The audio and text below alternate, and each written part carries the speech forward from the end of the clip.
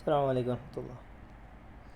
ভাই, প্রবাসীর ক্ষেত্রে তো গেল একটা কথা যে প্রবাসীরা দেশে গেলে মোবাইল নিলে কর দিতে হবে, শুল্ক দিতে হবে।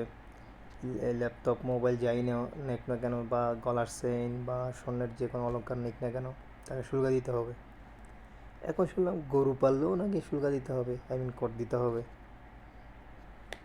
আসলে দেশটা যাচ্ছে কোথায় ভাই? আমার মাথায় কিছু ঢুকতেছে না। আমার তো এখন ভয়ে আছি ভবিষ্যতে না এখন আবার শুরু করে যে বউ পালতেও শুল্ক দিতে হবে। তাহলে তবে আমাদের জন্য সমস্যা হয়ে যাবে, কারণ আমরা এখনও বিয়ে শাদী করি নাই ভাই। হ্যাঁ। ওহো, আসলে বিষয়গুলো শুনলে হাসি পেলেও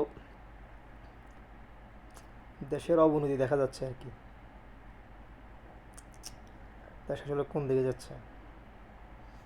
দেশের বুকের মধ্যখান দিয়ে চলে যাবে আমাদের প্রতিবেশী দেশের রেলগাড়ি, ঝক ঝক ঝক ঝক। আর আমরা তাকিয়ে থাকবো। একটা সময় দেখা যাবে হয়তো বা আমাদের দেশটাও বিক্রি হয়ে যাবে, দেখেই থাকবো। নিজের দেশে আমাদেরকে রোহিঙ্গা হয়ে থাকতে হবে। সেদিন বেশি দূরে নেই, হতে পারে।